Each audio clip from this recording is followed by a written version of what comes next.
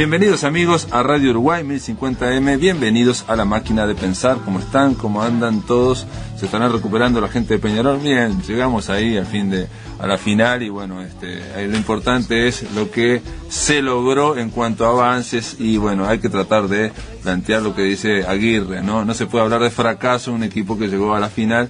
En fin, la vida continúa, sigue jugando la selección y bueno, estamos acá en La Máquina de Pensar. Ayer no hubo, tuvimos que postergar el programa porque había una transmisión en directo por Radio Uruguay. Amigos, les digo que tenemos a Jorge Pozzi en controles de emisión y que tenemos al Flaco Germán ahí en la puesta a punto. Estábamos escuchando al principio del programa la voz de Celine, grabada en una entrevista para la TV en 1961, que fue el año de su muerte. Si ustedes van a YouTube, si tienen posibilidades de ir a una computadora, a internet, van a ver bastantes entrevistas a Celine y algunas, por lo menos yo vi una, subtitulada al español y ven, Celine hablando, por ejemplo, de que la gente, es mentira que la gente sea pacifista. Él dice que las guerras, en la entrevista que yo vi, es porque en el fondo la gente quiere ir a la guerra. Porque si todo el mundo dijera no voy a la guerra, las guerras no se harían. Él, de alguna forma, tratando de bucear en el alma humana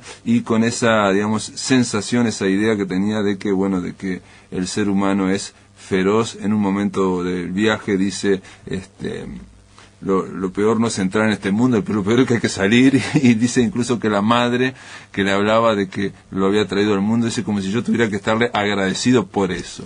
El Flaco Germán está ahí en la puesta a punto, hemos recibido aquí 2 libros de editorial Estuarios. Ella es Alimaña, un poemario de Paola Galo, que sacara un premio el año pasado, y tenemos también a Exiliados de Martín Arocena, es el primer premio de narrativa a la Intendencia del año pasado, en el 2010. Exiliados es un conjunto de, no sé si de cuentos o está compuesto como capítulos, y los exiliados son grandes artistas de todos los tiempos: Chopin, Cézanne, Rodin, García Lorca, Gillespie, Martín Amis, entre otros. Esos son los exiliados de Martín Arocena. Lo leeremos y en su momento lo invitaremos. Ahora, para terminar esta semana dedicada a Celine, ustedes saben que hemos tratado de ahondar en este hombre que lo planteamos como un genio impresentable. Le damos la bienvenida a queremos decir antes, perdón, me dice el Flaco, y antes de presentar a Alma Bodón, quiero decirles que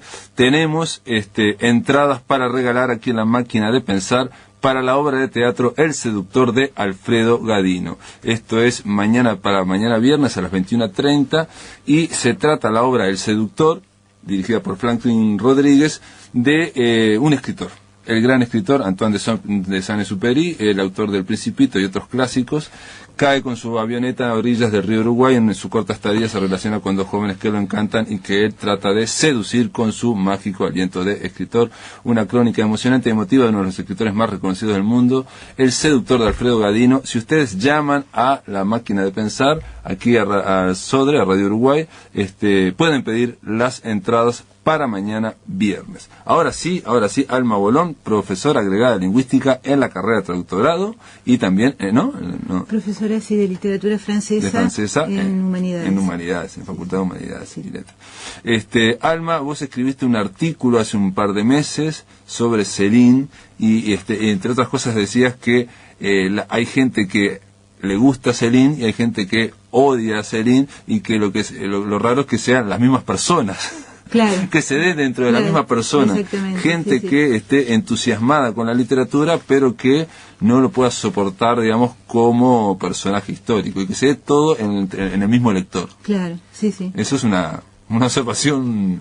Sí, es decir que es raro, o por no decir imposible, encontrar a un lector muy muy entusiasmado de Celine, a un gran admirador de su obra, que no reconozca al mismo tiempo todos los problemas que le plantea admitir a la persona. Eso a veces se ha resuelto en términos de decir, bueno, hay 2 Celine, el Celine escritor y el Celine individuo, pero eso es un poco también una explicación, es una solución de facilidad, ¿no? Claro. Separarlo a Celine en 2 para decir... Pero nos plantea un problema, claro, a los lectores. Sí, de todas formas, hay como varias soluciones. Yo creo que en realidad ninguna soluciona el tema. Lo hablábamos el lunes con ahora me estoy olvidando con quién hablé el lunes. Hablé con estos dos muchachos, Mauro Tomasini y Sergio Riquel. Los dos son editores de la revista La Tierra Dividida, y ellos son muy entusiastas de Céline. Y bueno, lo que planteaban era de que enseguida empezamos a hablar de que en la guerra, en la ocupación nazi en Francia y en París, hubo mucha gente que colaboró, y en realidad hubo muchos franceses, y en realidad que la idea de la resistencia era se agrandó, y me explico, los de la resistencia eran muy pocos, y después todo el mundo era de la resistencia. Y bueno, yo decía que incluso que Jean-Paul Sartre estrenó 2 obras teatrales en el París ocupado, en el 42 y 43. Pero igual, yo por lo menos me parece, no es una solución decir como hubo otros que fueron más o menos colaboracionistas, Céline, en fin, no, porque Céline fue claramente colaboracionista con los nazis, digamos, ¿no? Sí, más que colaboracionista en el sentido de que se le puedan achacar acciones de denuncias de personas, o de lo que se entendía por colaboracionismo, de ocupar cargos en el sistema de los ocupantes, de los nazis que estaban ocupando Francia. Más que eso, lo que se le reprocha es lo que escribió. Sí, lo que escribió. Lo que escribió. Son los textos que escribió, en particular los llamados panfletos, que hasta el día de hoy no circulan legalmente, que circulan un poco asordinadamente. Y los reproches fundamentales para Céline van por lo que escribió, claro. Es eso. Que la viuda incluso que no quiere que se publiquen, digamos. Eso, exactamente, sí. Creían que la viuda todavía tiene los derechos de la heredera, la albacea, de los derechos de autor, y ella sí, diciendo, amparándose en la idea de que Céline nunca quiso que se reeditaran esos 3 panfletos. Bueno, mira, eso no sabía. Que ella dice estar defendiendo lo que fue un deseo posterior a la guerra de Céline. También uno puede pensar que lo que sucede es que si esos textos se publicaran hoy en día de manera legal, inmediatamente podrían ser embargados, podría aparecer algún juez o alguna persona que hiciera una denuncia y que fueran sacados de circulación inmediatamente. En la medida en que la ley antidiscriminación y la ley que denuncia cualquier propósito, cualquier comentario antisemita en Francia es bastante severa, ¿no? En este momento está el juicio a John Galliano, al modisto, que era el modisto de Dior, y está... No sé, ¿por qué ese juicio no porque, bueno, porque un poco borracho, muy borracho, hizo una serie de comentarios en un bar antisemitas justamente, o que los destinatarios lo consideraron antisemita, y bueno, fue Sí, también está el tema de, no solo antisemita, sino a veces hablar a favor de Hitler. Yo no sé si creo que escribió también a favor de Hitler, ¿no? Sí, pero un poco burlonamente, ¿no? Creo que eso es más burlón. Lo terrible sí es esa cuestión antisemita, de denuncia de los judíos y de denuncia del judío como el causante de todas las desgracias que aquejan al mundo. Porque de esos panfletos hubo una lectura, no recuerdo quién, de un escritor que decía que eran hilarantes, o sea que no se podían tomar en serio, ninguno de los 3. Decía. Bueno, Gide, por ejemplo, Gide sostiene eso, ¿no? Gide sostiene que lo que hay en esos panfletos es el mismo escritor que nos hace reír en Viaje, ¿no? Al fin de la noche, que tú decías recién, ¿no? Que es en esa cosa una sorna terrible, terrible, ¿no? Ese humor negro, muy gracioso, claro, ¿no? ese humor negro que nos incomoda un poco, pero que hace reír. Bueno, que es esa misma escritura que se va de la boca, ¿verdad? Esa cosa desaforada está también en los panfletos. Entonces lo exculpaba. Yo creo que no se lo disculpa tan fácilmente, ¿no? Pero de todas formas el Céline que se conoce y que se lee y que se admira no es el del panfleto, claro. ¿no? O sea, estamos hablando de la obra más importante, que es El Viaje, y la segunda, que Muerte a Crédito, Muerte a Crédito, claro, ¿no? Que todo el mundo plantea que esas 2 novelas son las más importantes. Sí.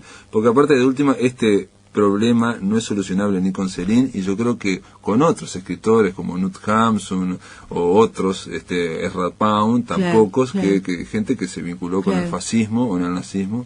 El propio, sin ir más lejos, Borges también, digamos, en el artículo de Carlos María Domínguez, al final lo termina incluyendo, digamos, ¿no? Son como problemas que nos plantean, digamos, en la medida en que sería bárbaro que todos los genios que escriban fueran buenos ciudadanos, Claro. fueran buenos esposos, no Claro. fueran golpeadores y no Claro. fueran, ¿no?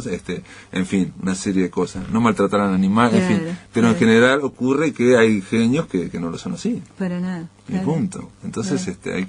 hay que hablar de la obra, de la literatura. Vos planteás, en tu artículo, bueno, obviamente que Céline es después de Proust, en el siglo XX, en la primera mitad, es el otro escritor. Sí, que marca, ¿no? Marca la literatura francesa por el trabajo que hace en particular con la sintaxis, por el mundo que pinta, por un lado, por el mundo que pinta, ese mundo de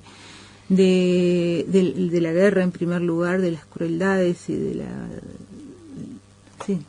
crueldad infinita de la guerra. Sí. El tema de que los oficiales siempre son viejos, ¿no? Generales, capitanes, y mandan a los jóvenes Claro. a la carnicería, y aparte, lo dice en un momento, el asistente del general le dice, no le hable mucho ahora que le duele el reuma. Y él viene a decirle, no sé, que están matando a un montón de gente, Claro. y dice, no, claro, no se le puede decir nada, pobre, le duele el reuma. Es Sí, terrible. sí, esa gran carnicería, ¿no? Que fue la Primera Guerra Mundial y que en la que por otro lado Céline se había enrolado, ¿no? Había sido voluntario. Y sacó una medalla, pero el que uno lee el viaje no habla un héroe que sacó una medalla, sino dice soy un estúpido por haberme metido aquí, y plantea que lo primero que hay que salir de la guerra es huir, Claro. o si no, dice tratar de no ir a los bosques, tratar de no moverse, lo que hacen los soldados, según él, es tratar de sobrevivir. pasar el tiempo sin hacer nada, salvo que te obliguen, Sí. ¿no? Sí. Y habla de los caballos, que me pareció notable, de que los caballos son, como animales, dice, son, primero, perseguidos por los alemanes, decía él, y cuando nos juntábamos con los otros soldados, dice, de la otra parte, ¿no? Es increíble, ¿no? Nos costaba conversar, pero los caballos no, los caballos iban enseguida y se juntaban. Sí. No Claro. tenían ningún problema. Bueno, Y él dice así, esas sí, cosas así la va... Sí, es el amor de Céline por los animales y por los niños, ¿no? Porque quizás él ahí ve figuras angelicales, figuras que son previas al mal o al bien, a la distinción entre bien y mal, ¿no? En esa especie de mundo en que están los animales y los niños que los inocentan, ¿no? Claro, Que claro. los exime de culpa para siempre, sí. Sí, pero no es para nada el discurso de él en la novela, no es para nada el discurso de un héroe, de alguien que fue condecorado, para nada. Es gracioso, para es nada. antihéroe, digamos, Totalmente es el antiheroico, antihéroe, ¿no? y por eso extremadamente pacifista, ¿no? Es decir, tanto él como Giono, que es otro autor francés contemporáneo que también va a la guerra, son dos de los autores que van a la guerra y que vuelven profundamente pacifistas, ¿verdad? Y que no están dispuestos de ninguna manera a pensar que la solución pase por el enfrentamiento entre naciones, ¿no? Y que uno podría pensar que quizás algo de eso después determinó la postura que tuvieron ambos luego en la Segunda Guerra, ¿no? Que no quedó muy claro el antinazismo de ellos porque estaban demasiado marcados por el pacifismo, ¿no? Eso puede ser una interpretación. Sí, bueno, otra interpretación, lo hablamos con Guillermo Piro, escritor argentino, que él decía que sobre todo Céline estaba peleado con Francia, con los franceses, amaba la lengua francesa, pero como que detestaba a los franceses, entonces como que no se puso antinazi, digamos, en ese sentido, ¿no? Bueno, pero él detestaba a todo el mundo, si es por eso no era para nada discriminador, ¿no? Era la antidiscriminación, porque era igualmente entusiasta en su bronca, en su antipatía. Él en el viaje llega a decir un momento, después de la guerra, el personaje se va a un manicomio, se hace el loco para irse de ahí, en el manicomio ve que también la gente está totalmente fascinada con los trapos, con las banderas y las historias. Entonces se junta con un amigo a cada uno a contar la historia más grande, más exagerada, y las enfermeras y los médicos lloran. Y después de ahí se va en un crucero, como viaja, y se encuentra con militares. Y él dice una frase que me quedó grabada, ¿viste? Que dice: los militares, cuando no matan, son muy entretenidos. Y estos militares, porque se puede conversar y te siguen la forma de conversar. Si yo hablaba y ellos me daban la razón y tomábamos. Y estos militares todavía no habían matado a nadie. Y después termina el capítulo diciendo: los perros, cuando duermen, parecen lobos. Es decir, él siempre te va diciendo lo mismo de distintas maneras. Siempre, una y otra vez. Es muy antimilitarista, ¿no? Totalmente, totalmente. Hay una burla constante, pero también de la institución judicial. Por ejemplo, en todos los episodios en África, cuando él, terminada la guerra, va a África, ¿verdad? Va a las colonias. Entonces hay también ahí una burla de la institución colonial, ¿verdad? Y también del sistema judicial colonial, y también hay una burla de alguna manera de los africanos, ¿no? De los colonizados. No es una cuestión en que los malos son solamente los europeos, que lo son, y él lo deja clarísimo, lo que hace el colonialismo francés en África. Pero también hay una burla de lo que pueden ser a veces las expectativas de los colonizados con respecto al colono, ¿no? De las esperanzas que el colonizado pone en lo que le traiga el colonizador, ¿no? Una voluntad de parecerse y de actuar como el colonizador. Eso también lo denuncia, ¿no? Lo denuncia, no se contenta él con... no idealiza ni a la pobreza ni a los oprimidos. Él te dice: mira, los oprimidos eran los negros, dice, eran iguales que nuestros pobres, pero tenían más hijos y tenían peor olor. Pero eran iguales que los nuestros. Y eran iguales y no habían logrado lo que lograron los nuestros, que es el derecho de leer el diario todos los días y de votar, ¿verdad? Y que cada tanto lo llamen para que vote. Alma Bolón, después de la pausa, si te parece, continuamos hablando de Viaje al fondo, al fin de la noche. Lo que pasa es que hay un traductor que dice que habla de viaje al fondo de la noche. Y después te voy a preguntar, después de la pausa, ¿qué vínculo tiene este hombre con Onetti? Bueno, muy bien.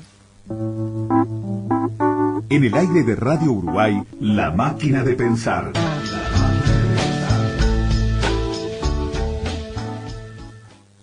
Ahorrar es igual a tranqui panqui, porque empezás a ahorrar y ya sentís la tranquilidad de tener lo tuyo. Ahorrar está bueno, porque cuando ahorrás pasan cosas. Llegó Yo Ahorro. Infórmate por el 1911 o en nuestra web www.bhu.com.uy y empezá a tener tu casa. Hay un nuevo BHU para los mismos sueños de siempre. BHU, tu sueño, tu banco. Hay historias viejas del tango, que son tangueras, porque protagonizadas por tangueros, pero después hay historias de otro tipo que son también que tienen que ver con el tango. Criollita de mi pueblo, bebeta de mi barrio. Malena Muyala presenta un ciclo de recitales y una invitación a construir juntos una historia de tango y barrio. Últimas presentaciones de Pebeta de mi barrio. Domingo 26 de junio, 15 horas, Hipódromo de Maroñas. Viernes 1 de julio, 21 horas, Museo del Carnaval. Entrada libre. Presenta en Antel, Fundación Itaú. Organiza MM Producciones. ¿Qué somos capaces de hacer por dinero?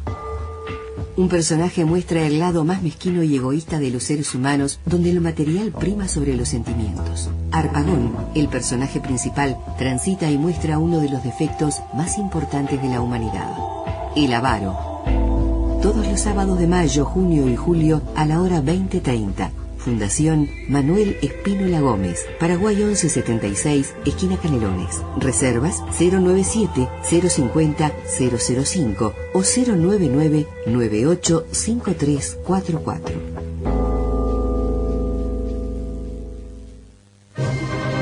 El Ballet Nacional Sodre, bajo la dirección artística de Julio Boca, presenta en el Teatro El Galpón Gala de Ballet 2, grandes coreógrafos del siglo XX. George Balanchine, Oscar Araiz, Vicente Lebrada, Ana María Steckelman. Gala de Ballet 2, 12 únicas funciones del 17 al 28 de junio. Teatro El Galpón. Patrocinan ANCAP, Antel, Banco República, Buquebus y Pronto. Entradas desde 90 pesos en venta en Red UTS, Sala Nelly Goitiño, Auditorio Nacional y Teatro El Galpón.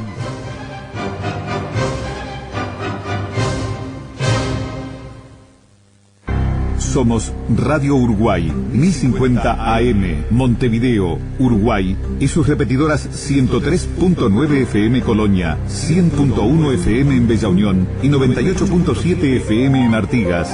Emisoras de Radiodifusión Nacional, Sodre.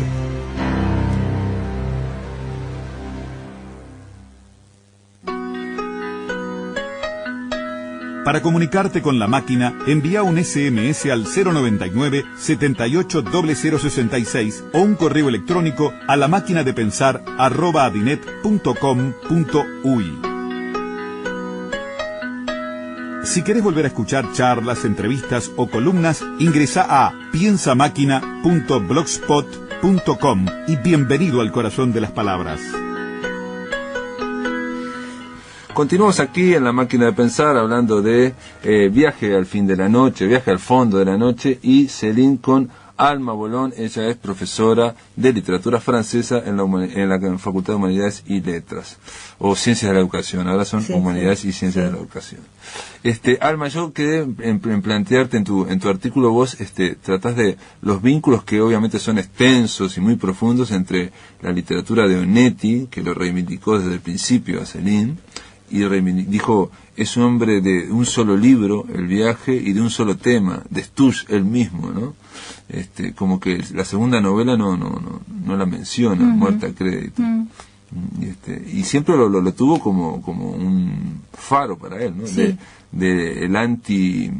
¿Cómo es? El antihombre de letras, ¿no? Exactamente, el antiintelectual, el antihombre de letras, lo pone a Céline entre sus prosistas preferidos, ¿no? En el llamado cuestionario Proust, ¿no? Cuando le hacen el cuestionario Proust a Onetti, pone a Céline junto a Faulkner y junto a la Biblia, entre sus prosistas preferidos, sí, sin duda, y desde muy temprano, ¿verdad? Desde muy temprano en Marcha, sobre todo, Onetti publicaba. Que aparte lo había leído directamente en francés, aparentemente, ¿no? Sí, porque no estaba traducido, claro, ¿no? Del 32 y él escribe en el 39, claro. En esos 7 años, ¿no? Sí. Claro, entre Céline y Onetti hay muchos paralelismos, o unos cuantos paralelismos, por lo menos unos cuantos paralelismos, en cuanto al tipo de personaje que construyen ambos, ¿no? Ambos se presentan públicamente, ¿no? Tanto Céline como Onetti públicamente se presentan como eso, como antiintelectuales, como antiliteratura, antilibro, ¿no? Contra los literatos hombres de letras, que yo no sé si es una expresión muy francesa o no sé. Es una expresión francesa, ¿no? Hombres de letras, ¿Qué viene a decir? Hombres de letras. Y hombres de letras es un poco como en español tenemos un equivalente que sería la Academia de Letras, ¿no? El hombre de letras, el académico. El académico, pero va más allá del académico, es el letrado, el que se ocupa de los... El literato. El que se ocupa, de las letras. Lo que pasa es que el literato para nosotros tiene una carga muy negativa, ¿no? Claro, un poco negativa. Hombre de letras, de letras para nada. Porque para Onetti sí tenía una carga, hombre de letras tenía una carga súper negativa. O sea, que era como que este hombre es el escritor auténtico y los otros no son auténticos, por decirlo algo así, cortando muy grueso, digamos, que Céline es el hombre que necesita escribir sobre sí mismo, digamos, que en realidad después dice que también el viaje lo corrigió 12 veces, entonces es un hombre de letras como cualquier otro. Es un gran estilista, digamos. Como cualquier otro, mejor que cualquier otro. Claro, no es alguien que tenga solo la compulsión de escribir y de mandar a todo el mundo al diablo, digamos, sino que lo mandará a todo el mundo al diablo, pero después lo corrige 12 veces. Claro, por eso yo decía que es una manera de presentarse, ¿no? Que no es que es una manera, es una especie de postura o de presentación social, ¿no? Haciéndose el que se sale del grupo de los hombres de letra, de los intelectuales o de los literatos o los gramáticos, como dice también Onetti en algún momento. Pero por supuesto que lo que más quizás lo que más los acerca a los dos es su condición de estilistas, ¿no? Es decir, de personas que saben, de escritores, ¿no? Tanto Onetti como Céline, lo que saben es que la manera de decir las cosas es fundamental, que la manera de decir las cosas, la preocupación por el cómo decirlo, no es una preocupación secundaria, que venga por añadidura de un tema o de los contenidos que son los decisivos. No, los dos saben, no sé, tienen una especie de conciencia extrema de que lo importante está en la manera de modular el lenguaje, de trabajar con el lenguaje, ¿verdad? Sí, de ver el mundo. Y también, no sé si tiene que ver o no, el tema de que Céline parece que no le importaba relatar las acciones, ¿no? Porque si bien va viajando, ¿no?, para un lado y el otro, él pasa de repente ahí, pasa a estar en Estados Unidos, pasa a estar en un barco, rápidamente, ¿no? Eso no le interesa más que nada lo que piensa o lo que habla ese hombre con todos los que va conociendo. Claro, sí, las reflexiones que va haciendo, a partir o a propósito de lo que le va sucediendo. O sea, no le interesa mucho las acciones, y a Onetti tampoco en su literatura le interesa mucho las acciones, digamos, lo que pasó. Es siempre lo antes y después de que pasaron las cosas que ellos están pensando, digamos, ¿no?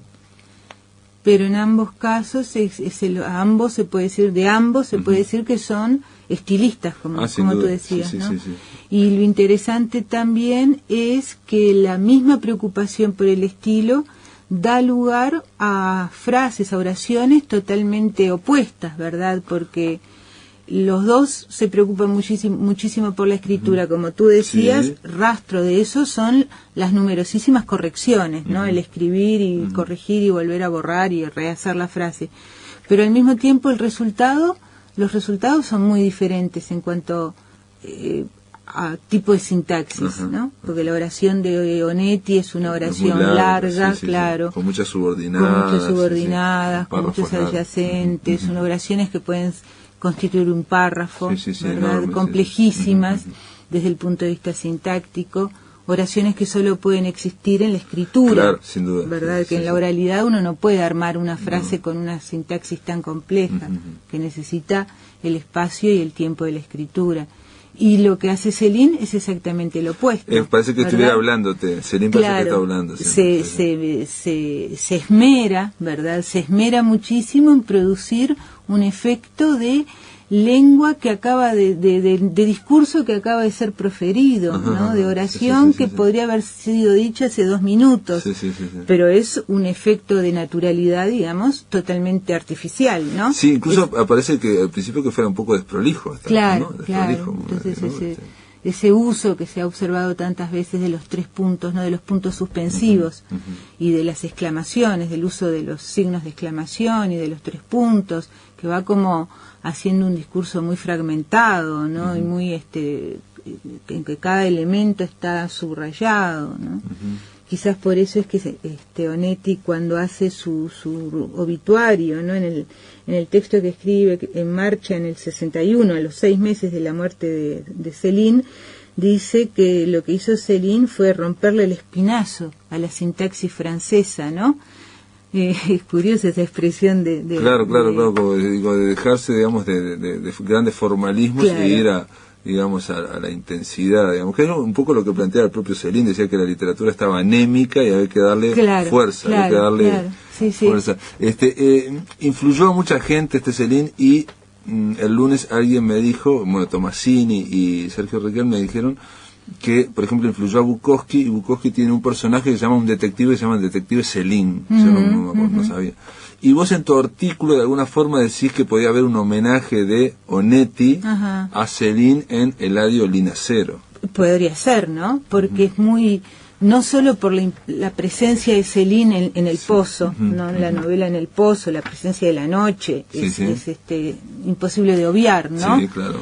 Entonces, a partir de eso, uno puede hacerse fácilmente comprobar que el Eladio Linacero, el nombre del narrador protagonista de la noche, que tiene la particularidad, ese personaje onetiano que no se repite, ¿no? No es como Díaz Grey, no es como Elena Sala, no es como sí, ninguno de como la Larsen, Moncha Bizarral, claro, no es ninguno de los que forman parte de la historia de Santa María y que vuelven una y otra vez. Eladio Linacero aparece ahí nada más, y uno puede quizás encontrar en ese nombre, Eladio Linacero, anagramatizado el Louis Ferdinand Céline, ¿no? Louis Ferdinand, ajá. Si uno va borrando, y también si no, Celina. Si no, yo pensé también Alberre, nada más Celina Alberre. Claro, Celina Alberre es Celina, que Celina es el nombre de la abuela. Linace. Claro. Alberre, Celina, claro, Linace. Claro.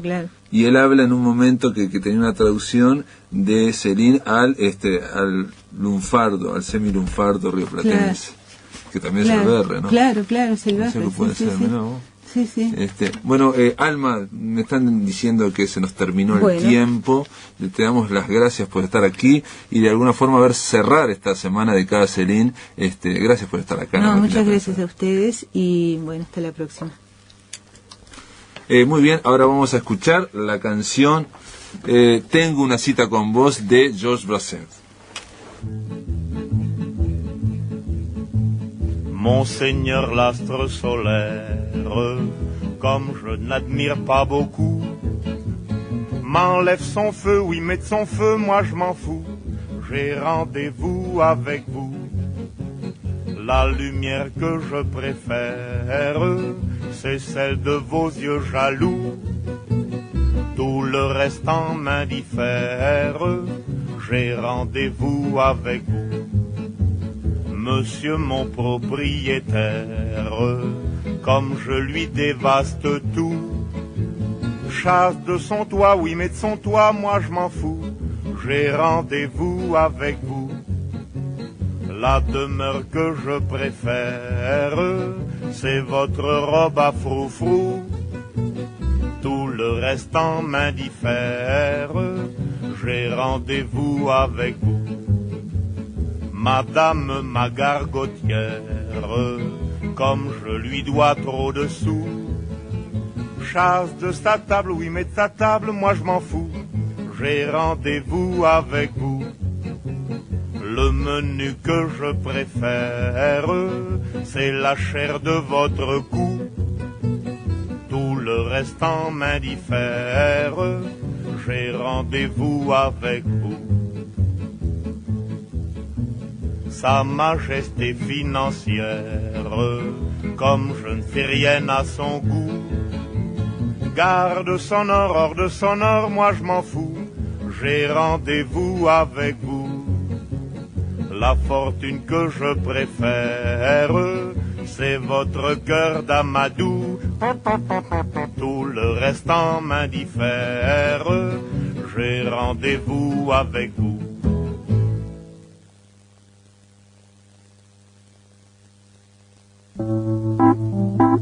En el aire de Radio Uruguay, La Máquina de Pensar.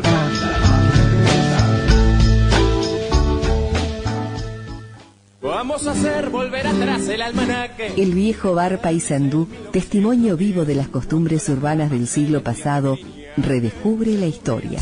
Entre sus paredes, cargadas de magia, cobrará vida una nutrida agenda cultural, formando parte del presente y apostando al futuro. Los invitamos a visitar nuestra página web barpaysandú.com.uy para encontrar allí el detalle de los shows que comienzan 21:30.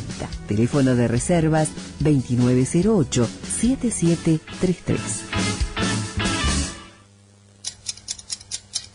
Ahora, Radio Uruguay te acompaña también en la madrugada.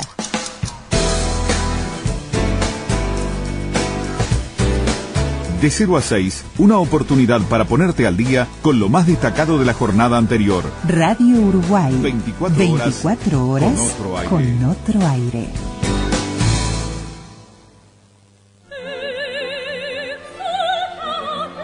El sábado 25 a las 19:30, el coro e integrantes de la Orquesta Sinfónica del Sodre actuarán en la localidad de Valle y Ordóñez. En programa, obras de Antonio Vivaldi y Wolfgang Amadeus Mozart. Actuarán las sopranos Sandra Silveri y Marion Jones y la mezzo Jacqueline Villarnovo.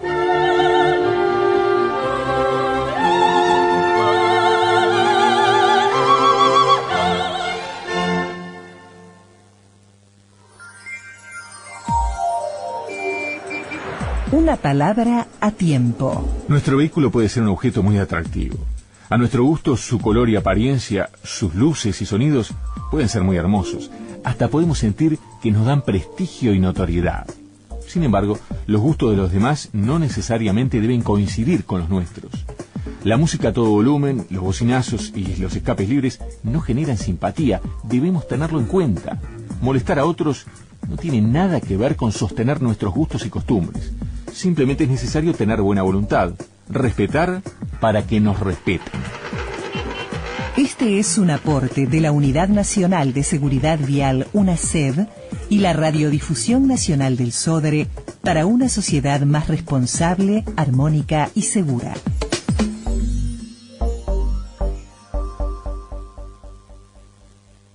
Somos Radio Uruguay, 1050 AM, Montevideo, Uruguay, y sus repetidoras 103.9 FM en Colonia, 100.1 FM en Bella Unión y 98.7 FM en Artigas. Emisoras de Radiodifusión Nacional Sodre.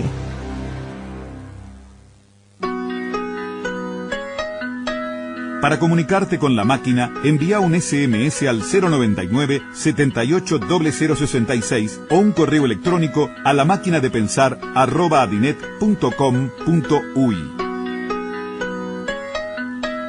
Si querés volver a escuchar charlas, entrevistas o columnas, ingresa a piensamáquina.blogspot.com y bienvenido al corazón de las palabras.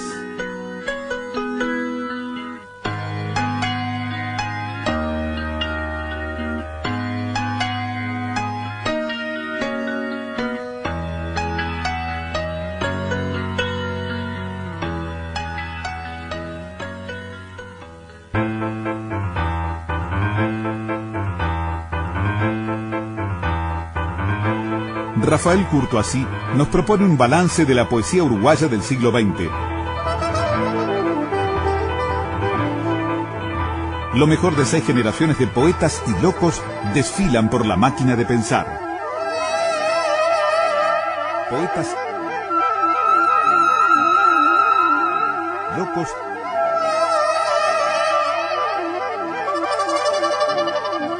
Poetas y locos.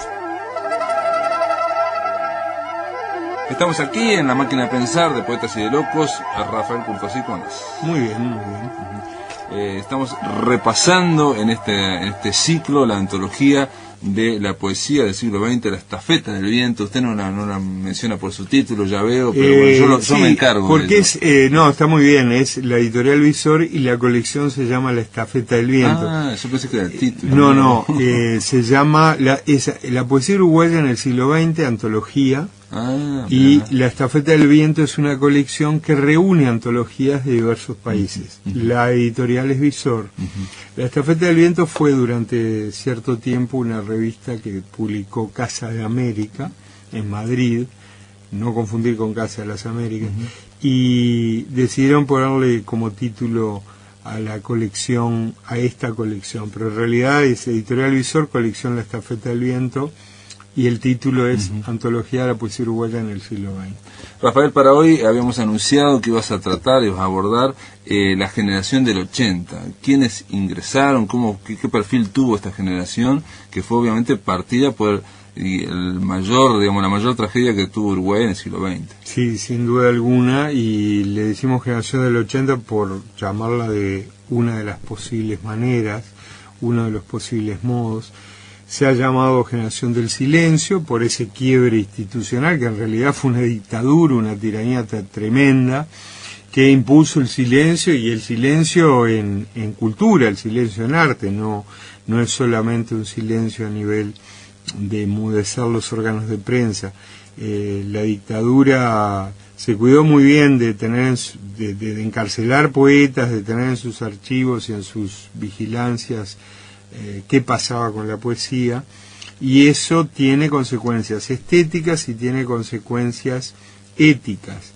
La generación de la dictadura, o la generación, yo prefiero llamarla del silencio de la resistencia. ¿Por qué del silencio? Porque es un silencio habitado, es un silencio combativo, es un silencio que no era de asentir, no es aquello del que Cayo otorga, es decir, es buscar una esencialidad en la palabra para decir aquello que de otro modo no se podía decir, y se dijo. Y ahora te voy a contar un poquito algunas de las características. Resistencia, a mí no me molesta el nombre porque se resistió a la dictadura y de una manera muy digna. Obviamente no solo los poetas se sumaron a la resistencia que fue... Pero ahí también hay un factor que estás mencionando, que es el de la resistencia, que es quizás hasta extra poético a veces, digo, ¿no? Sí. Gente que hacía recitales, gente que hacía libros mínimos como de Ediciones de la Balanza, por ejemplo, Rolando Fayet, que tienen una cuestión extra poética que tiene que ver con la resistencia. Sí, una resistencia activa, una resistencia que poblaba aquella soledad, y en ese sentido Ediciones de la Balanza, ya por el año 76, estamos hablando que el golpe, el cruento golpe, o fue cruento, se produjo en el 73, y pocos años después Rolando Fayet, al frente de Ediciones de la Balanza, lograba sacar una colección de poesía que fue dignísima, que fue un suceso cultural en su momento, que gambeteó, por así decirlo, a los esbirros de la dictadura sin perder un ápice de dignidad. A diferencia de lo que ocurrió en algunos otros países latinoamericanos con dictaduras análogas, en Uruguay no hubo poetas que colaboraran con ni como grupo, ni individualmente, cada uno está con su conciencia, pero digo, no me consta, y a nivel de lo que trascendió, había una resistencia activa a la dictadura y una asunción de la palabra como un modo de combatir y de hacer presentes a los que estaban o presos o exilados o incluso muertos.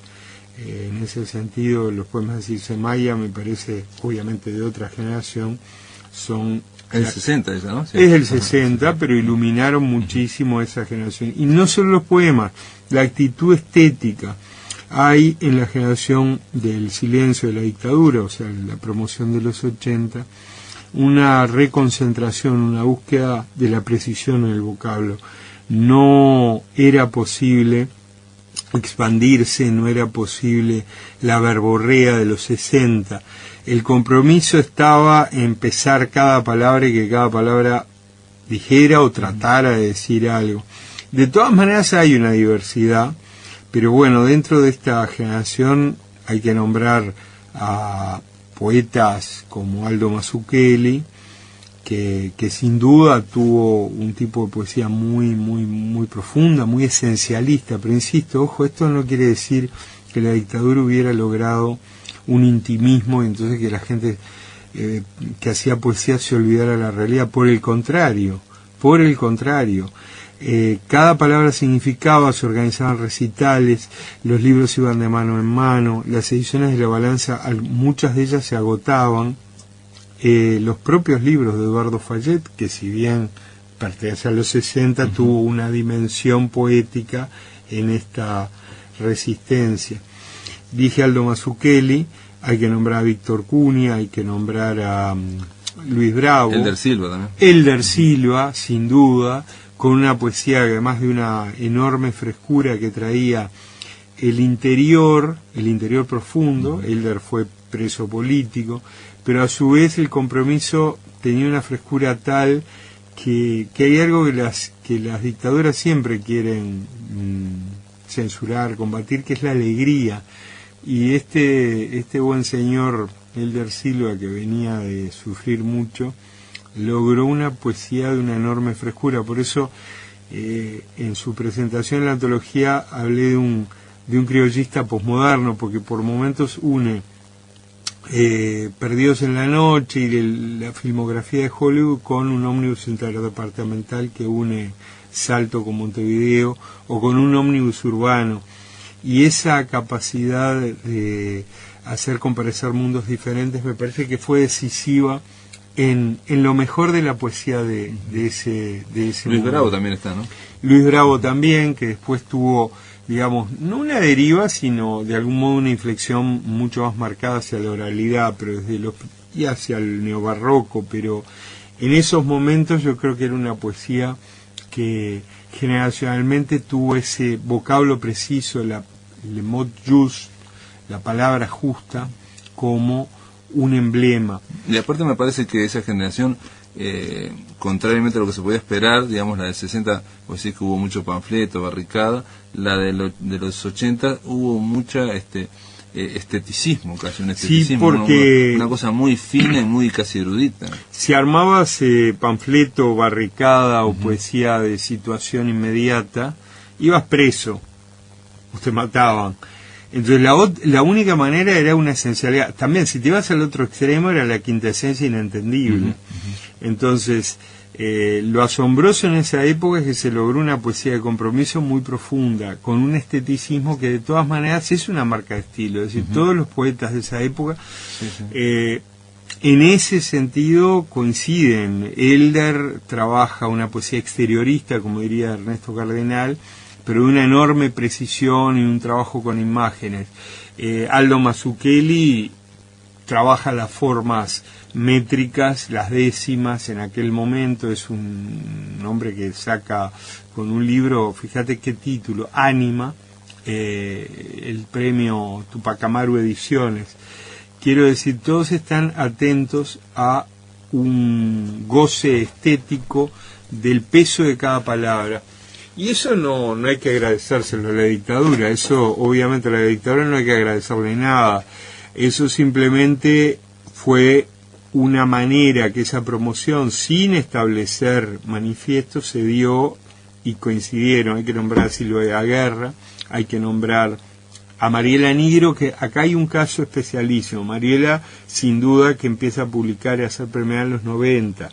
Pero si uno busca e indaga, yo te puedo asegurar que empezó a publicar en la revista Trova, que era una revista que empezó a salir con un grupo de estudiantes del IPA, bajo la dictadura en el peor momento. Al igual que Yenta, que tenía una editorial que era la editorial Crítica.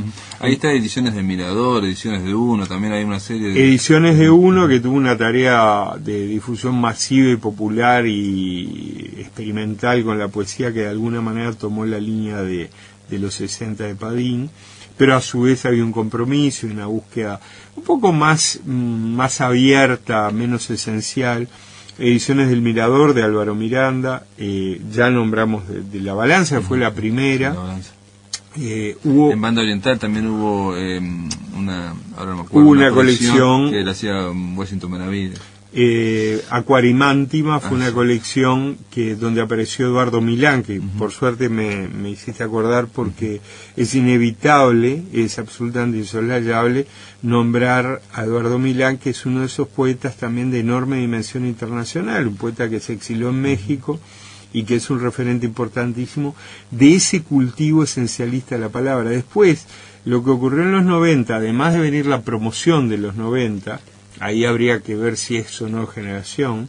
No se puede hablar de la generación de la democracia, porque no sería, habría que hablar de la generación más mediática, de la generación de la apertura, pero ahí cada uno de los 80, cada uno de los de la generación del silencio reasumió su voz, la reinterpretó, incluso algunos hacia la ensayística, otros a la narrativa, otros decididamente se volcaron a la oralidad y a lo performático. O sea, hubo como una dispersión natural, pero de todas maneras se conservó esa mirada rigurosa sobre la palabra, y en ese sentido yo creo que es una generación, bueno, de mucho peso. En el caso de Eduardo Milán me parece que es algo, puede ser paralelo a lo que Cristina Peri Rossi, digo, ¿no? Sí. No tienen tanta presencia aquí, pero son la cara visible quizás de la poesía uruguaya en vastos sectores de Sin América. duda, en México, en muchas antologías mexicanas está incluido Eduardo como poeta mexicano. Eduardo sigue siendo uruguayo y es una de las figuras más trascendentes, así como Cristina es trascendente en la generación de los 60 como poeta. Benavides ni hablar, pero digo, Benedetti en el 45 es el más conocido claramente y el más difundido. En esa generación de la resistencia del silencio, Milán es uno de los nombres que que son ineludibles. Y después viene el después, que es lo más difícil. Es decir, cuando uno arma una antología de un siglo entero, cuanto más te aproximas al presente, más riesgo hay en la elección, en los enojos, en la distancia, en la distancia para ver cómo es. Y ahí también hay que tomar decisiones que son difíciles. Aparte son poéticas que están vivas, ¿no? También. Están vivas, hay una dificultad mucho mayor para medir la proyección. La presencia es obvia, si alguien que tiene 35 años está publicando ahora, está presente, pero ¿qué va a pasar con él? Y por otro lado asoma otra generación que no es tan antologada, que ya es del siglo XXI, que de hecho yo ya trabajé con esa generación en Plata Caribe, una antología que hicimos con Santo Domingo, pero ese es siglo XXI o hacia el siglo XXI. Y en el prólogo lo que hacemos es señalar algunos de esa otra generación.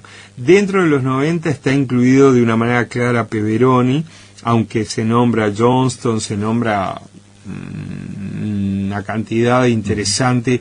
Digamos, cuando digo se nombra, lo que estamos haciendo es señalando que esa poesía sigue viva y que es, como toda antología, una cuenta abierta que habrá que revisar, y cuanto más nos acercamos a los 90, 2000, más hay que revisar, y ahí es donde va a haber enmiendas. Donde es discutible, toda antología es discutible, y es lo bueno de las antologías, que sean discutibles y que no sean, digamos... Las antologías son también una piedra en el charco para que sean discutidas. Y con esto cerramos en un repaso muy ligero, pero para invitar justamente a que la lean, a que la debatan, a que hagan su propia antología, porque hasta ahora te cuento algo que ha pasado en estas entregas.